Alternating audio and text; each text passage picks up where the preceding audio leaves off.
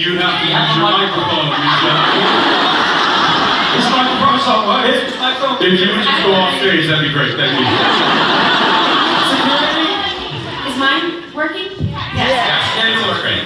God, what a nightmare. I thought only Mark had a microphone. And it was like, we were all going to be actually in hell up here. That's what it was like, man. Yes. Liverpool, Holy here crowd, one more we had time a for this microphone. amazing cast of characters.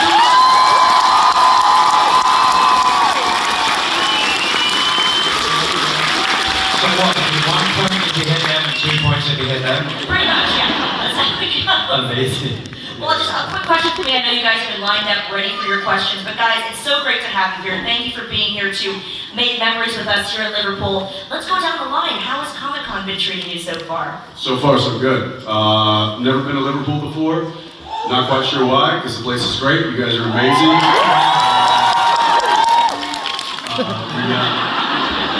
Hey, calm down. All right. It's it's beautiful to see the turnout. Again, this is the first time we've done, or first time I've done this event, and couldn't be happier. Thank you so much for turning up and giving us a reason to be here with you. So.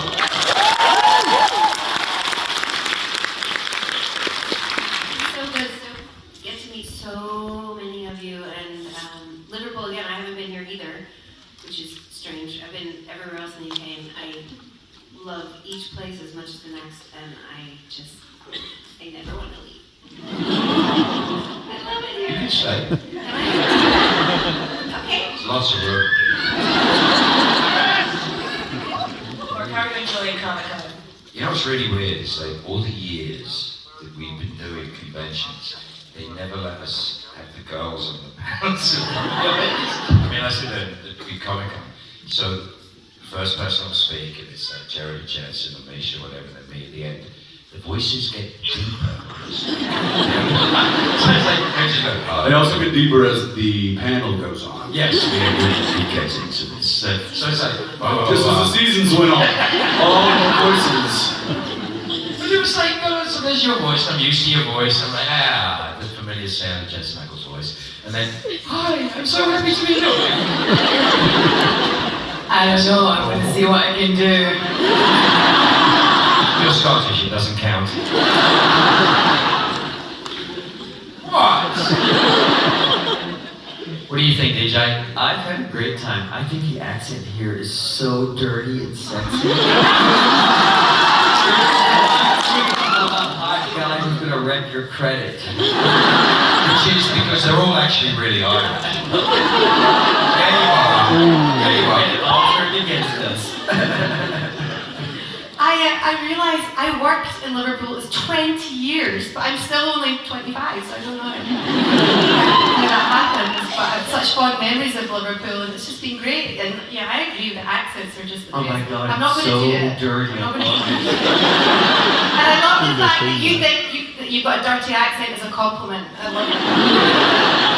Yeah, the crowd normally reacted to that positively. Yes. Well, it's like the Boston like accent for us. Dirty and grimy, baby. Can I panel? Can I panel? Dirt's my favorite, so that is a compliment. It is funny, speaking of the pitch of voices, when I came on the show, I was like, oh, I'm going to do like a deep, gravelly voice, so I came on and I was like, I am an angel of the Lord. And then Jensen was like, whoa, whoa, whoa. I already got I'm the guy on the show with the deep voice. So then he was like, come on, Sam. So if you're not watching the show, I've got that covered. And I was like, no, fuck you, dude. I'm going to grip you tight, raise you from the dead.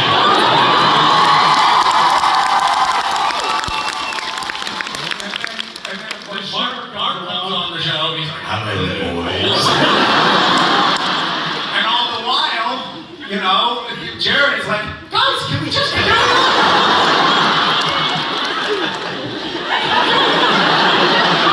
Don't worry about that. I thought you were fucking with me because I'd never seen the show when I did the show.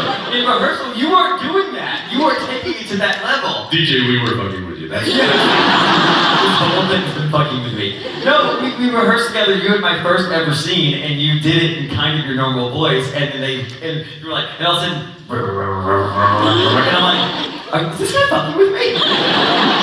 The furniture starts. But you weren't. They put the four of us together, and it was like a disaster. You just see Bob go.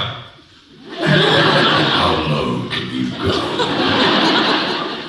Well, guys, I could fangirl up here, but we know that this is Monopoly events. We're by the fans, for the fans, so let's take it to the fans. What do you say? I did one of those. Who are you? I know. I don't even know you anymore. When I'm not with you, I don't even know who you are. here's the thing. You got to understand that I've been around a lot. I'm old. I've been around for a long time. I will tell you this as a fact. I've never said this before. I realized very recently there are so many things that supernatural taught me, as far as behavior, as far as work ethic, as far as just the way people learn how to come together to solve a problem. And I'm not just, you guys are a beautiful example. They really are a beautiful example. To have a group supporting what it is that we love and we support and we get into, and then having, they're an idiot building hospitals, bloody schools, saving people's lives. It's the family business.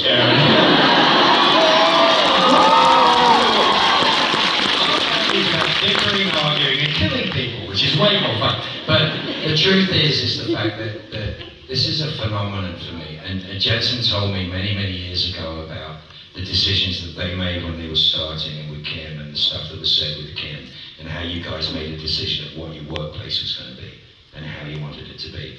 And I'm telling you, I can be a grubby bastard a lot of the time. But the truth of it Nobody's disagreeing. Sorry.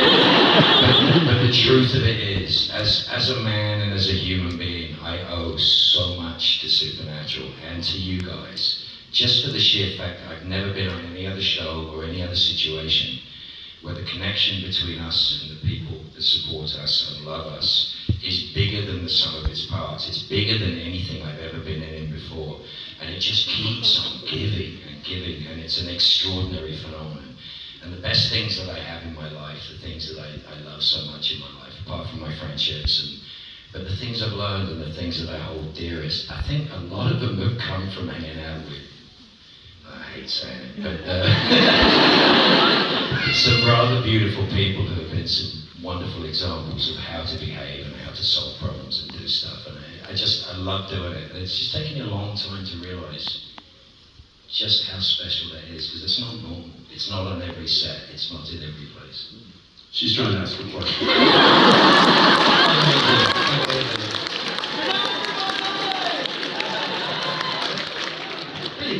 That's the shit I do when you're not here. Hi. So the question is from my mother to you, Jensen. Obviously, in Supernatural, you have the Impala, you call it Baby. If you could choose what type of car you could have, what would you choose and what would you choose to name it? I would have a 67 Chevy Impala. Which one? And I would name it Baby. But here's the thing, not just Baby. I would name it Hero Baby. Hero Baby. And the nice thing about that is that I do have a 1967 Chevy Impala, and it was referred to lovingly as Hero Baby on a show for 15 seasons, and it is now parked in my garage. Is that the one you didn't kill me and go backwards through the head? Yeah, probably. Yeah, that's all. Thank you. Thank you. I remember the first time I was in the back of BB with you driving. So do I, Ray. I feel like you gave it extra reverence. I feel like you gave it extra reverence. I just got that.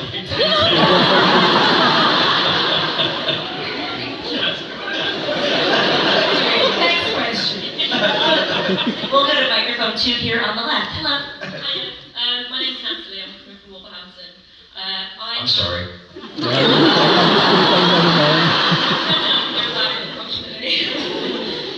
I'm in an amateur dramatics group. We do pantomimes every year, and I've learned so much from my fellow actors on stage, even though we're just basically asking about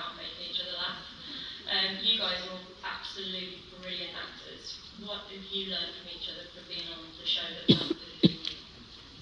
See, so what I said makes sense. Clever hint. In an acting sense.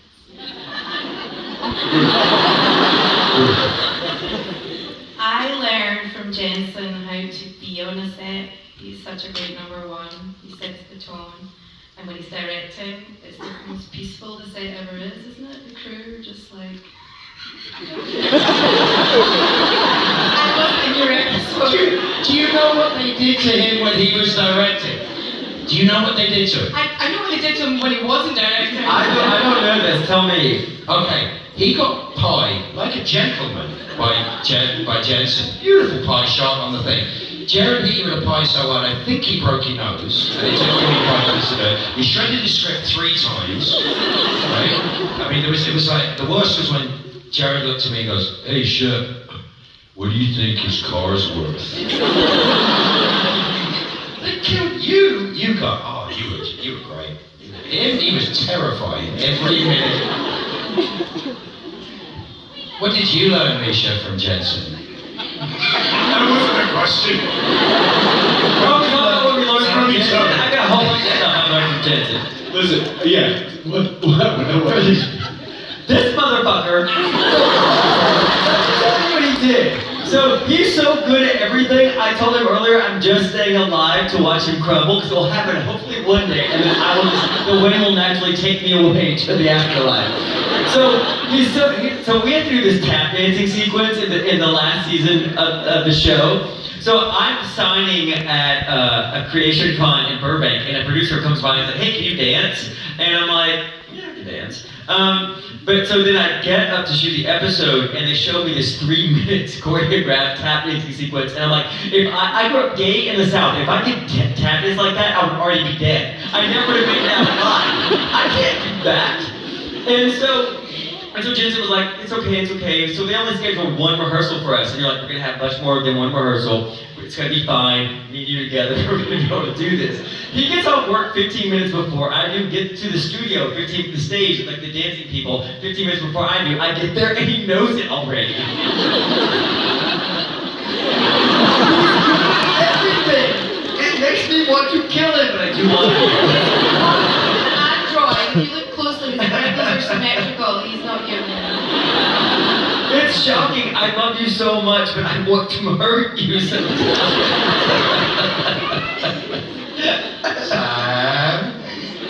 When people are like, "Are you guys really a family?" I'm like, "Yeah, we are." I learned an acting technique from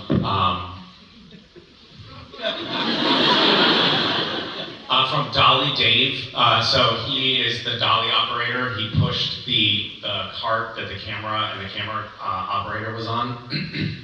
And actually, Jim Beaver set an example for me to set, to try to follow on Supernatural. And that was, and by the way, he was just in Liverpool apparently. They wouldn't let him in the convention. He's right there, Jim, stand up. I'm going on the Beatles mystery bus tour I saw. You still there? So I had a problem because I was a green actor when I first got on the show. I had a problem that like whenever another actor in a scene would, for example, fondle my balls,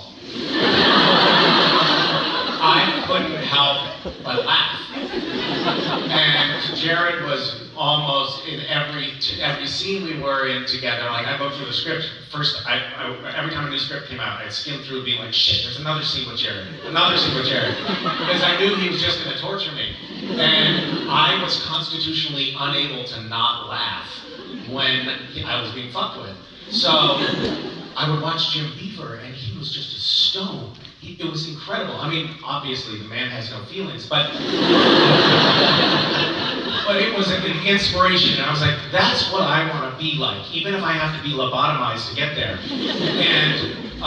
And then, but like 2 years went by, and I was still a mess. And then finally one day, Dolly Dave came up to me, and he's like a soft-spoken guy, very smart, always on set with us. And it was a scene where Jared and Jensen were both torturing me. And I was laughing and laughing, and I just wanted to get through it. And he said, "Misha, can I just tell you an idea that you might want to try?" And I was like, yeah, what? And he said, when they start to mess with you, just try thinking about how much you hate them. Because that's what Dave has been doing. That's for the day. Anyway, it was very effective. I will say just real quick that I think that there's a reason that we're all still here talking about this particular project for as long as we have, and it's because, like you said, when you get surrounded by people that kind of elevate your game, you tend to stick with that because it just keeps making life that much sweeter. And this has been that situation for us for quite a long time, and that's why we're still sitting here on the couch together.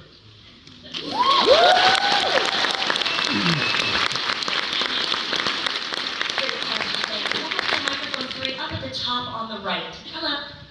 Hi, I'm Roxy. Hi, Roxy. Where are you from? She's from Scotland. She's from number 3. I know. She's from number 3, Bill. What's that video of, like, so it was like a horse that was dying or something that you showed me, and it was like, I thought you were David! So my question is for everyone. So I gave a Can you translate, please? favourite band or song. Hold on, really translate that. What's your favorite band or song? I've got Scottish blood. It's just, I hear it. I can hear it. It's all the Scotch. You've been drinking. And I love Scottish drink. That's true. Although we just call it whiskey. Favorite band or song? Stop.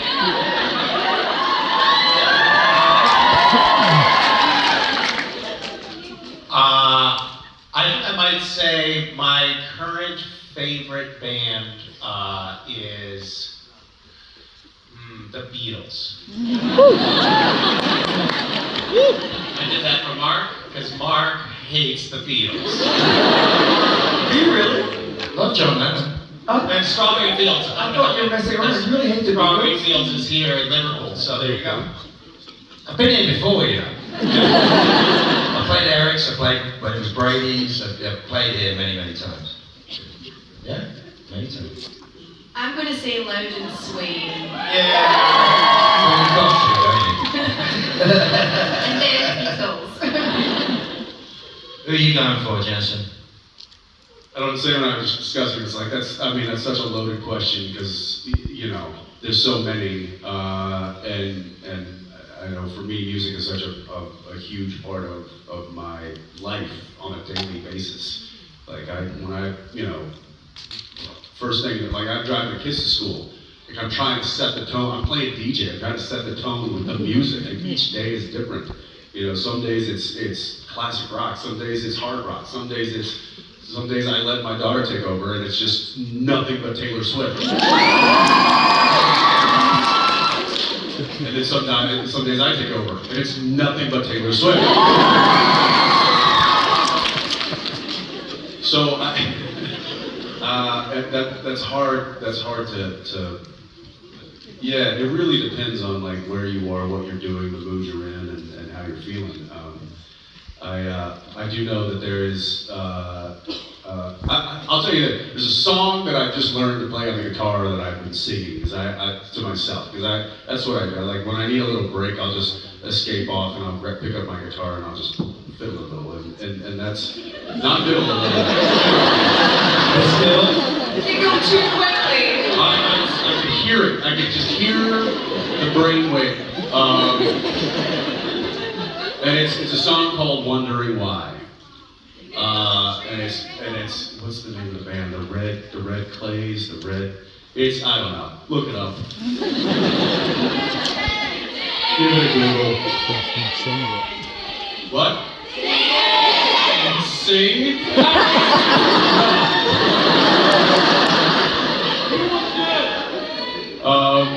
Yeah, what about you? The first thing that comes to mind is I'm kind of crazy about Post Malone right now. from like Mozart, if I'm in the car alone a lot, to I love the Eagles. They probably might be my favorite band of all time. And then driving to school or driving from school, I'm not allowed to choose any music. My son, if I'm lucky, will put his music on the car. Otherwise, I have to stay quiet while he's got his AirPods in.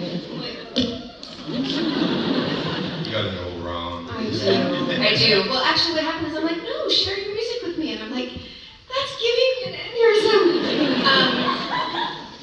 But no, but then he's like, you'll like this one, and he's right. He plays an artist called NF. He's got a boogie with a hoodie. Is that right? God, we're right. A bunch of them. I'm telling you, wait till your kids are teenagers. It's all like sort of melodic rap music, and it's really good. I just don't, none of the names sound like words. So a variety is made.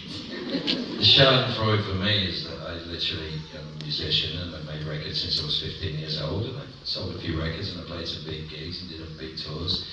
And the first record my son did has 800 million streams. He's just produced Miley Cyrus's last record and he's working on the next one, and I'm like, He's like, what? Was this hard for you, Dad? and I'm like, this is easy, Pops. He's going, oh, it's just great, right? It's just jazz, basically. He's playing me stuff with her singing, and she's singing like Aretha Franklin or something. Like a girl's got pipes like I've never heard in my life. But it's mind-blowing to me. And it comes from the same thing you just said. It comes from exactly what you both just said.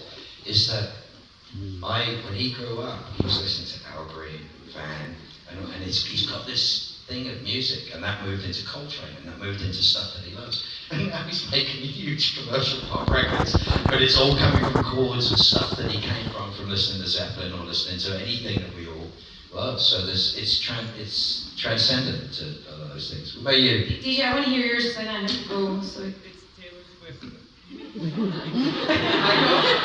It's Taylor Swift. You need to get out of here. You have to go. I love Taylor Swift. I actually know nothing about Taylor Swift. You have to leave.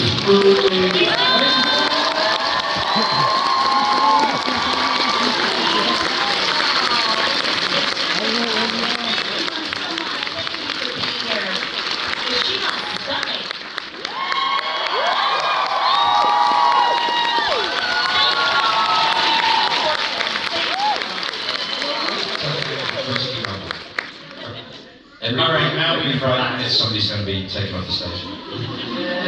It's like musical chairs. It's okay, I'm not going to talk. Oh, there we go. And Aerosmith. Oh no, he's coming over. DJ, did you say Aerosmith? Yeah, Guns N' Roses and Aerosmith was my first concert. And Guns N' Roses was your first concert? Yeah, my dad was 16 when I was born. Like, we grew up together. He's like, hey, Brad, you go to Guns N' Roses concert? Have you seen them lately? I totally do. Have you seen them lately? Yes. Yeah, Axl Rose looks like a housewife. Too much plastic surgery, stop doing that. Like the Real Housewives of Beverly Hills, he looks just like one of them. Stop doing that. Although I do it too, so I'm not gonna say anything. But I don't push it too far. Your feet look lovely. 47% of my face is original. I'm going to live forever. Probably not outside of an institution, but I'm going to live forever.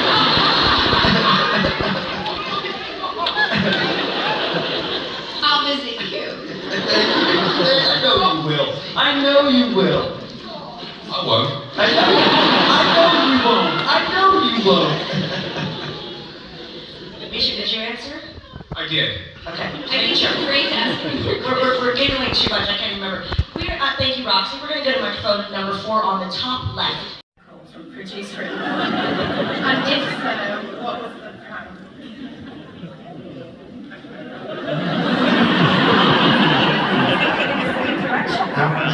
How much is Misha's car worth is pretty close to Looking at you. I mean, I would say one of my favorite pranks. It generally generated from Jared or myself. But every now and again, somebody got us back pretty good. And the one on the end of the couch down here was the recipient of quite a bit of probably harassment as well. and I happened to be out of this situation, so I was just simply an audience member. But Jared and Misha were playing this game. There was a game that was very popular on the phones years ago called Words with Friends, and it was Scrabble effectively. And Misha thought Jared said, you want to make it interesting? Let's make it $100 a point. A point. If you win by 10 points, you'd owe $1,000. $1,000. I was like, no, because that could happen. You could lose by 10 points. I'm not going to give you $1,000. So he said, okay, how about $10 a point? And then But here's the thing, we've been playing for a while, like all of us. And everybody was relatively about the same. Everybody in the crew was playing everybody. Right, but everybody was about For the about a same, year. you know, talent, like at the same level, yeah. This particular game, Jared won by 140 points. It was the biggest spread that any of us had ever seen on any game. It was the only one I ever bet on. And so I owed him. How much was it? I actually owed him 160 points. I owed him $1,600. It was almost $2,000. I remember it was around $2,000. And of course, Jared, he was like, you don't have to pay me. And Misha was like, no, I'm a man of my word. I will pay you. Just give me a few days. Misha we were filming in Canada, and Misha went around to every bank and collected $1,600 worth of coinage.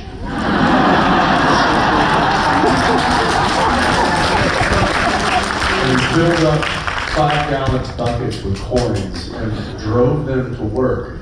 And then while Jared and I were on set, proceeded to fill his trailer with a foot deep worth of coins. And Jared came back, and there was 1,600 U.S. Canadian dollars, I think at the time, worth of pennies. And I think they heard the expletives from Jared a few provinces over at that point. But I was really proud of Misha in that moment. I was like, you saved him up, didn't you? You saved him up, and you won this one. Yeah. They didn't used to do me because I sort of had the air of I'm an old, grumpy old man and I might sue. We did your trailer once. Yeah, well, it was the girls did my trailer, and I walked in, and the bit that got me is I walked in and there was 750 pictures of Misha in my trailer. My first thought was, oh shit, who's going to have to clear this up? Secondly, was like, oh my god, there are so many unsold Misha colonies. Poor bastard. I swear to you, I kept the one in my toilet for target practice. And I did find one a year later in my microwave, which I never used. It's the same picture. And they duct taped a camera to the inside of my door, and they expected me to lose it. I thought it was hysterical. It was brilliant. I thought it was Jared wrote something rude on the back of my car, and I went to Jared and I went, if you scratch my paint, it's going to cost you $6,000. Sorry. It's really easy to deal with it. Stop. Okay. DJ, did you ever be pranked or harassed? No, it's just like they're not fun to be in a coma around. Like it's very hard to play coma around Jared and Jensen because they're gonna fuck with you, like squirt you in water, or like Jared they're like, now we're gonna do footage of DJ in a coma. Unzip his zippers. Zippers are like 4 feet long. Right? Or like I had to take my shirt off and Jerry said he was gonna come to work and do jumping jacks or like push-ups behind me. Because I was like, I'm not eating bread this week, so I had to have my shirt off in front of you motherfuckers. And like, well, I'm gonna come and do push-ups behind you, like that kind of stuff. But and then Jared once I walked into a scene with these guys and they were looking at like a coroner's report and I had to take the report, look at it, and I ask for it from you, I think, and I get it, and then I look through it and hand it back so I don't know what it means. And Jared had taken the coroner's report and turned it over and drew all stick figures all over it, doing the most terrible things to each other. You've never seen a stick figure porn like Jared can come up with. But the thing is, I was just like, I won't let you break. I'm not gonna let you break me. No. He broke every time. But here's the thing though, when I break though, it's over. And then the people that broke me get mad at me. So it just is best to not break. Misha kicked us off set at one point. Did you? Yeah, I forgot about Tell us about this. that was relatively early on, and you were relentlessly screwing with me, and it was late at night, and everybody wanted to go home, and I said, "That's it, you two." I couldn't stop laughing. He was like, I will not perform this scene if you are on the soundstage. Which is like the entire building that the whole set is on. I said, "You two get out of here." And the producer, the director, and the first AD effectively kicked Jared and I off of set. And he then proceeded to do the rest of the scene with no one there. Well, actually, It was one of the best scenes ever. Jensen recalled this story in the past, and you were like, we walked off set, and we were like, wait, did we just get kicked off our own set? and then I thought, fuck yeah, I got that. And then Robin Props and our scriptie were reading the Sam and Dean lines, and Crew people were reading our lines for him. people were reading the lines off camera, but in order for Robin to give the right eye line for Jared, she's like, oh, maybe I'll stand on a chair. She stood on a chair, and then I saw Robin standing on a chair reading the off-camera lines and started laughing. You know what he did to me at the end of the scene? They'd finished, right? And I had this massive scene that the wake up with the black eyes scene. It was a big deal. And Tom Wright was directing, who I love, absolutely wonderful director. So much fun, that man. And I've got this heavy 6-page story, and you may or not, because you got to the end of this, you might have had a few whiskeys at that point. I mean, a pair of you might have had just a few, because he's laying in a bed for an hour and doing absolutely nothing. But I literally pooed myself because I'm in the middle of a speech and he leapt out of the bed and went,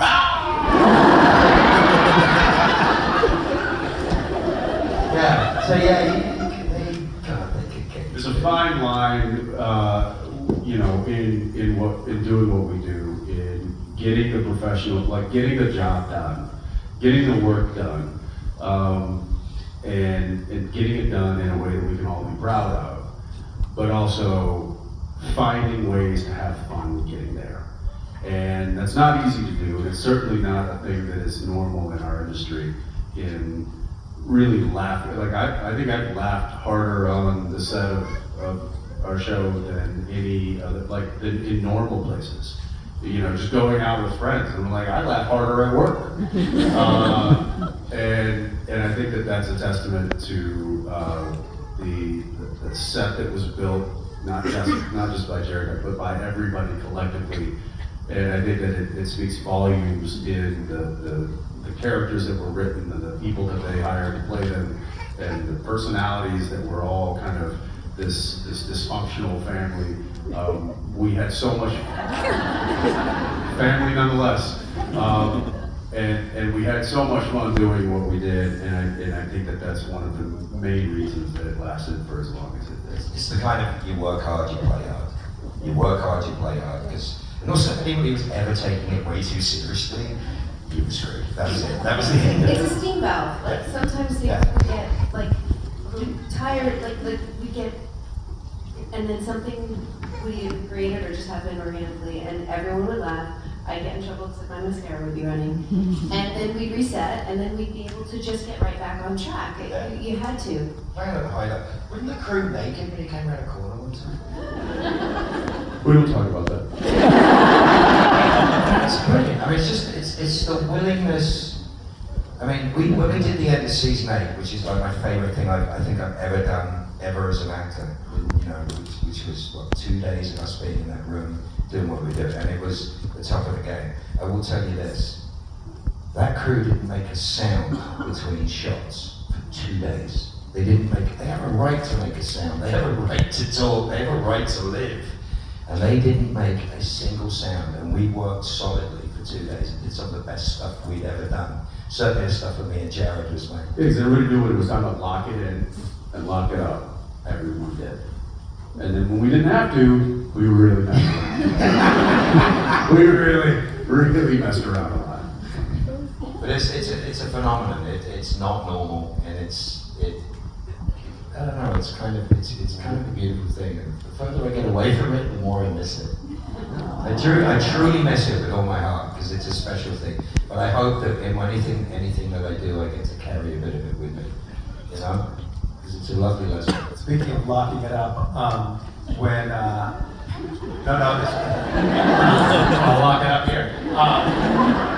In the final, in Castiel's declaration of love scene / death scene at the sorry, spoiler. That was for me on the show. That was the apex of emotionality, and it was also the culmination of 12 years on the show. It was the last scene that I shot. It was Castiel's goodbye. It was Castiel's goodbye to Dean. It was Castiel's goodbye to the world. It was also my goodbye to the cast and crew. And so it was very emotional. And Rob Hader, who was our stunt coordinator, like saw me sort of over in the corner, just like trying to just stay in an emotional space, which is not something we do very often or did very often on Supernatural, but it is something that we did when we needed to on Supernatural.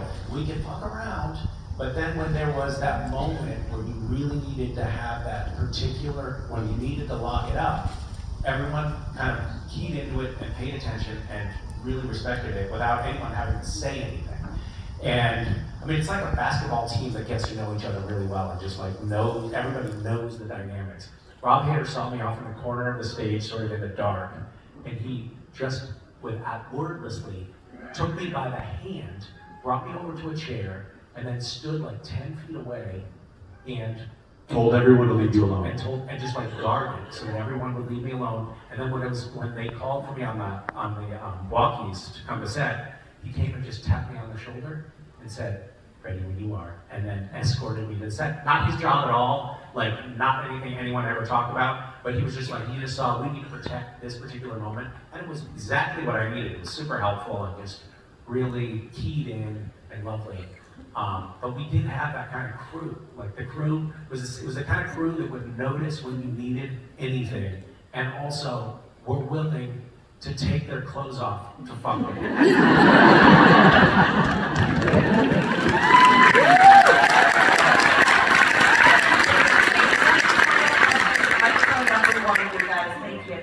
Hi guys, thanks for coming to Liverpool. You guys mean so much to me. My question is for Jensen and Misha. I just wanted to know when you first met in 2008, what did you guys think of each other? Oh, I can't wait to hear this.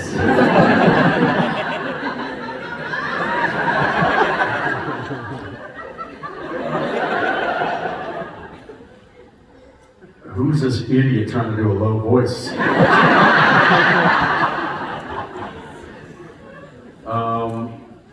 Obviously, I mean, I didn't know what the plan for this character was at that point.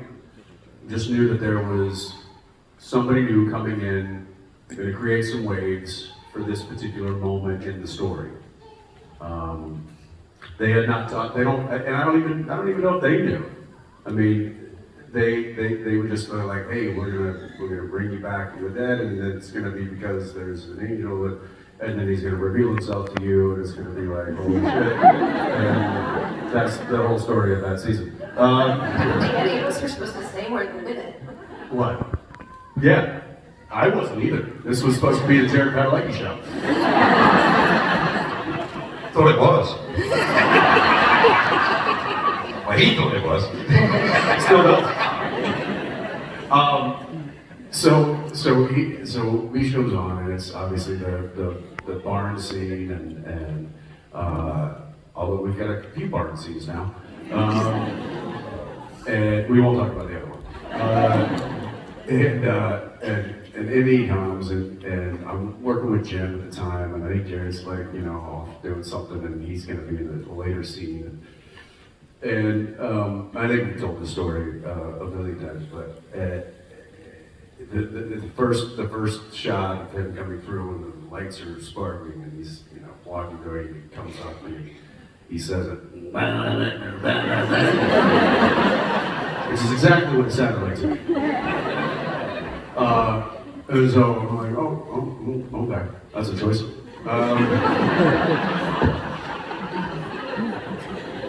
And a few moments later, walking back to the trailer, and Jared catches up with me, and he's like, hey, how's the new guy? And I'm like, she's right there. And he was sitting at the end of the grip truck, which, you don't do, because that's where they load in and out all the equipment, and he's sitting on the lift gate. And I guess nobody, but he's like all kind of like, he's maybe mumbling his lines or something, and I'm like, there's the freak. I don't think I said freak. I can say it now, but I didn't. I was like, I said my dad. And Jared's like, is he not? I'm like, I don't know. I think he's kind of in his character right now. He's making some choices. He's like, are they good choices? I'm like, jury's out. Jury's out. At this point, we're not sure. And obviously, like as the story unfolded and we worked more together, I still was wildly confused and still am today. and how, no, it was, he definitely didn't come on, and this was something I'll give you credit for. He didn't come in trying to make friends. He came in going like, yes I did! That was me trying to make friends! You're really bad at it. He came in he was like, I'm gonna do this thing and we'll see what happens. But I feel like that's one of the reasons why I did and do respect him so much, is because he was like, I'm gonna commit to this and I'm gonna make it the best I can. And he did, and he has, and he continues to. And that's one of the reasons why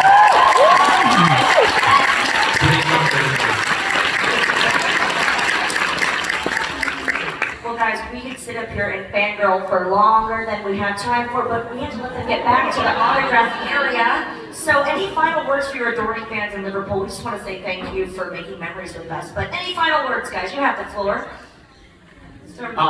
Thank you so much. It's so nice to have everyone who's ever watched Supernatural in the UK here in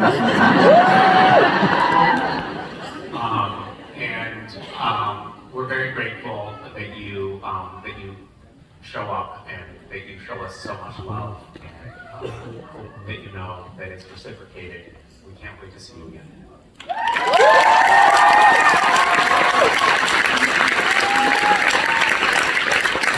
We love you guys. The reason why we come to this, and we've told you this many times, and it is the most extraordinary experience. We love you very much. Our lives would be very different without you. They really would be very, very different without you. Thank you for sharing Supernatural with your friends and your kids. And it just keeps on going and keeps on going. And it's the most wonderful, wonderful experience. We love you very much. And you've made such a difference to us in our lives. And the fact that we get to travel and see your beautiful faces means the world to all of us. I know that is a fact.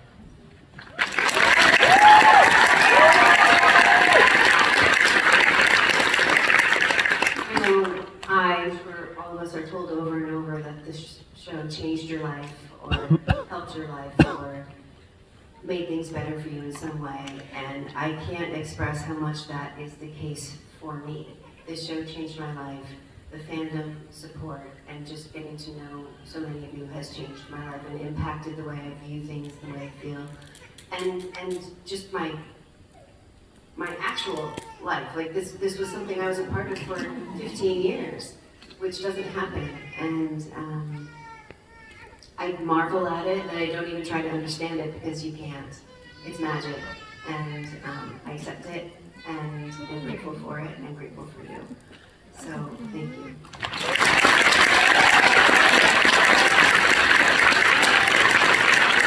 Yeah, well, thank you for coming. Thank you for giving us a reason to share in something that we love so dearly and is so special to us. But it really is special to us because it's special to you. Without you guys, this doesn't happen. This is a when we say family, you are incredibly ingrained in the fabric of what that means. So thank you for being a part of that. Thank you for bringing us here. We will continue to follow you if you continue to have us. Always. Love you. Thank you.